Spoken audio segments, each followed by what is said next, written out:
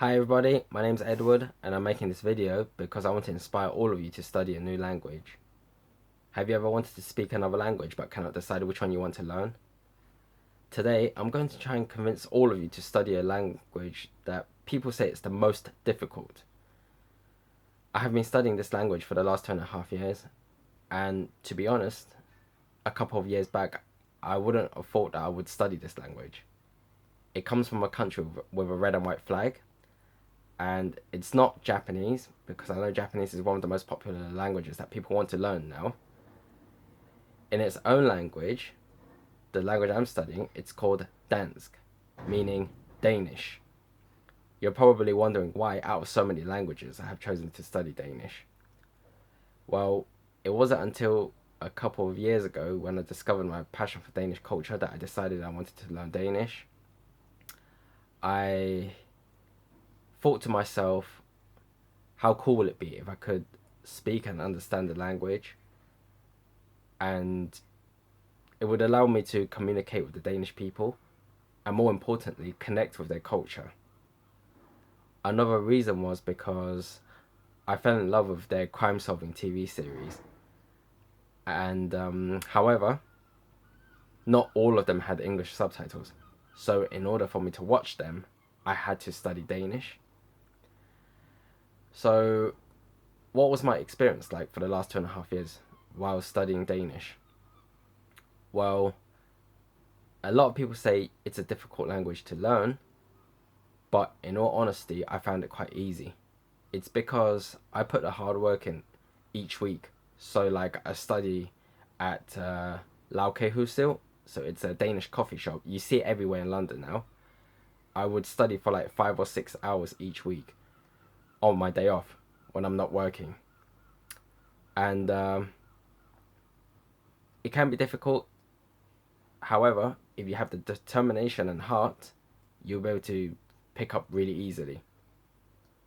So, what happens when you start to speak Danish?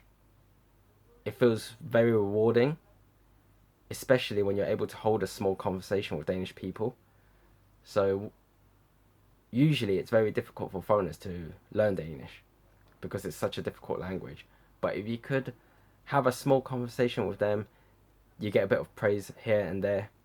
So yeah, it's one of those languages. Okay, it might not be popular, but if you can start picking up and speak with the people, then it feels really good. And what is the most important tip about learning Danish? Well, there are several. First one I would say is you need a hard work ethic. Unfortunately, Danish is not a language where you could just pick up like after 1 or 2 hours with a private tutor or in the classroom. You actually have to put some time into it and study the language. So on your day off, put in a couple of hours, and after that, the progress will come. But if not, there's really no point of studying Danish because it's a really difficult language to learn. Second is heart and desire. So if you have the heart and desire, you would put all your focus into it. And the first thing I'm going to say to you is don't listen to people who say to you, oh, Danish is a difficult language. You're going to find it really hard to learn.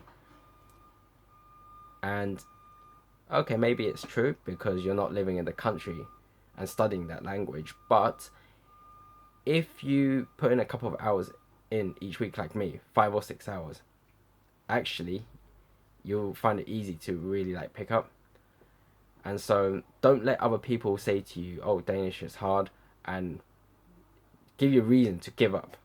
No, don't do that. Just keep going. See for yourself. Put a couple of hours into it each week and then see where it gets you.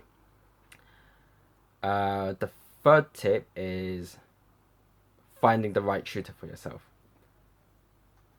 You need a tutor who can actually see your strengths and weaknesses so that they could set the lesson up to your needs.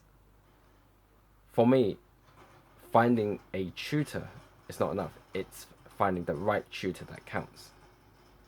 So if you think you have the heart and desire, you have the hard work ethic, and you have a really strong passion for Danish culture, then I suggest Danish is a language that you can actually overcome and become fluent as you give it time.